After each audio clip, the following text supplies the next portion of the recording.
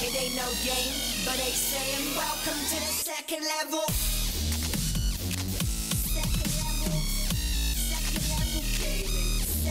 New releases. I gotta go back to the other app for that. Oh, it crashed. That other game system that we have that is not PlayStation.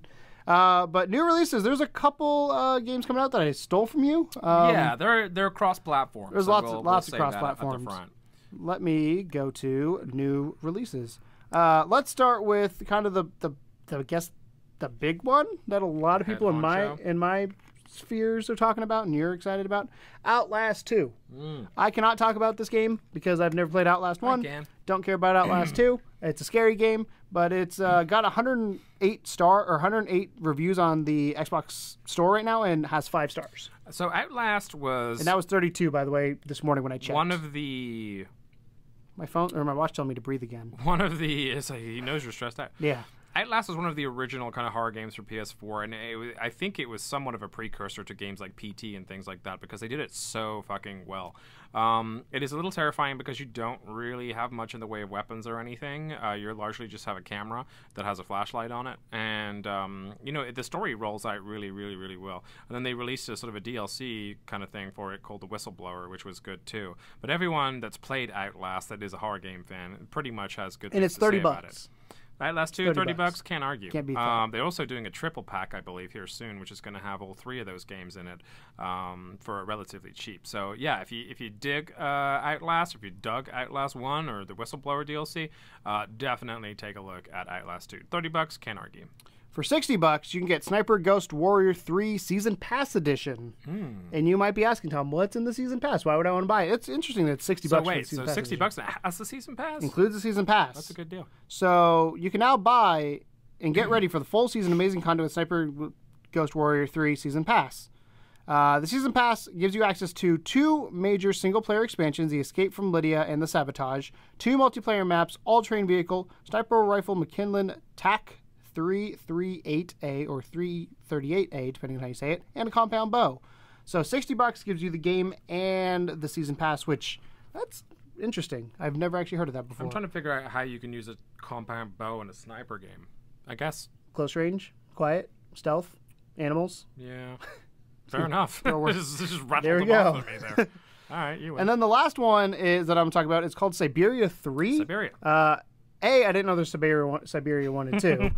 Again, as tends to be the case. But I was watching the trailer for this, and it looks really interesting. I don't know how I felt about the game. I looked cel-shaded from the trailer, but it also could have just been bad Siberia's graphics. never had the best graphical fidelity, but they've always been semi-interesting games. Yes, the that's what got original me with ones. the story. Is like, this Yeah. looks interesting. I mean, I think you would probably have to have had played the first 2 to get an inkling of what's going on, but I never actually played through 1, but I've always had my eye on those games because they remind me a little bit of like a Myst or something. They have this kind of like just like wander and explore aesthetic with some puzzling involved. And, I got the like a Tomb Raider puzzle vibe. Yeah, exactly. Is what I got from it. It's $50 for it, and the trailer, like I said, go watch the trailer. But it intrigued me enough that I'm looking at it, even though had never heard of the game before. I'd be interested to know if the story is completely separate from the original 2 games, because the second one was at least on the Xbox 360, so it's not too far back. You could probably find it and play it even on your Xbox One. But the original game, I can't even remember what console that came out on. I assume it was something like PlayStation 1 or something. But yeah, definitely interesting that's a franchise that's still going strong. I'm not gonna lie, it's about native Inuit people. I think Inuit. Sorry if it's not actually Inuit, but they look like Inuit people. And it's one of those things where like I saw the art for a nice chubby dude that was talking, and it made me laugh so hard. And I was like, I know you're not supposed to, but this looks awesome. Like, you know what I'm saying? This is one of those endearing characters. Shaming the Inuit. No, it's just one of those endearing characters. Like, you nailed the stereotype of that person beautifully. Fair enough. As much as we talk about not stereotyping people, they nailed that one beautifully. Okay. So that's Anyways, Siberia 3. Yeah. And then Well, we got over on your PlayStation side, obviously we had Outlast 2 and Ghost Warrior as well. But on top of that, we had Dragon's Quest Heroes 2. Dragon's Quest is a cartoony style Final Fantasy game I say Final Fantasy. I'm just using that as it's like a turn-based RPG, JRPG, and it's very cutesy. Dragon's Quest games are always awesome. Like I've loved those alongside Final Fantasy games for as long as I can remember. And then the Quest Heroes part of it though is that it's like a Dynasty Warrior style game. So Dynasty Warrior is a sort of a platform. We played Dragon Warriors 1 back in the day. We played the first one, yeah, with Jordan, and it's kind of something that fits into many game molds. I mean, you remember they have the Hyrule Warriors and everything for Zelda. It's just kind of like it's a fun game style. So if you're into the Dynasty Warrior style games and or you like Dragon's Quest Heroes 2 is out, and it's definitely worth checking out if you enjoy the original game. The small parts I have read up on it so far, people are saying it's actually got a lot more depth to it than the original game, which is can only be a good thing, I imagine. Alongside that, the game that I did pick up this week without question, because I've been waiting for a really long time. And I've been debating on picking it up. And you've been debating it as well, is What Remains of Edith Finch. Yes. So this is a Giant Sparrow game, super good indie developer, especially for story-driven games. It's kind of a first-person, story-driven puzzle explorer type thing, where essentially you're trying to sort of look into the history of the Finches and kind of go through try to solve a murder, I believe, of some kind. But looks beautiful graphically, absolutely stunning. The trailer is one of the best trailers because it does two things. One, I don't know if that's actually, I assume that's some that's in-game footage, but it does tell you, like, it's a story, so it does tell you what the story is, but it just like they show you enough to get you excited, but not too much that you like titillating. Yeah, it's just like It looks like a good movie trailer, honestly. Yes. But yeah, Edith Finch has been in the works for a really long time. I mean, there's a lot of people that have been waiting for this game to come out. So the fact it's finally here and it looks beautiful and it's got great ratings, it's definitely worth checking out. And the best part about it is it's only $20 too. So that's kind of awesome. Even cheaper if you did the Play Collective pre-order. Yeah. I had that in my cart twice.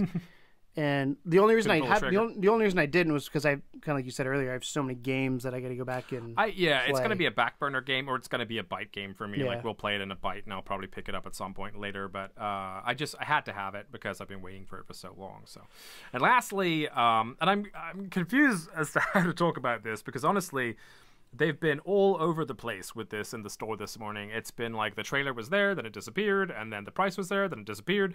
So I don't even know how much this game is, but it just looks so fascinating to me that I had to include it, and that is The Deer God. So The Deer God, you play... It's DEER, not DEAR. Exactly what you think it is. You play a deer. And basically, it's a pixel art kind of 2D platformer style game, but it has elements of survival. It has elements of reincarnation. It has elements of like you being different creatures. I remember there was a scene in the trailer where they show you as a snake. Much to your dismay, and also like you can mate with other deers and have like a baby, and then you can play as the baby, and then it's just like it's all over the fucking place. But it's a puzzle-based game that does have enemies and things like that. It just looks intriguing, and it's not going to be too pricey. I think when the price was flashed up on there, it was only like $10-15, maybe 20 at the most, and it looks like it's going to be part of a PlayStation Plus deal as well because it was sitting in that area of the deal section. You have to remember we record this relatively early on a Tuesday, so we're kind of like we're not quite solid on those facts as we do this, but just go and take a look at it in the store right now, and then you'll see where it ended up at. But yeah, the Deer God, man, it looks kind of interesting. I'm excited to try it. I think I will buy it at some point just because of how quirky it looks.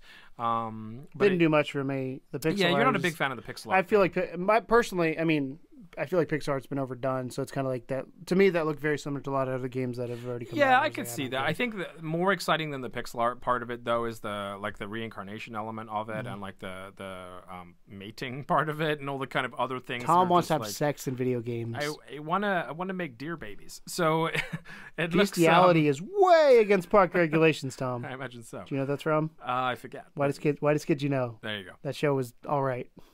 it was all right. Yeah, I was gonna say it wasn't good. It's all right. It's all right. But yeah, check that out. That's The Deer God on PSN. And that about rounds up your new releases for the week. So I guess we should get into some gameplay. Ain't no game, but they saying welcome to the second level.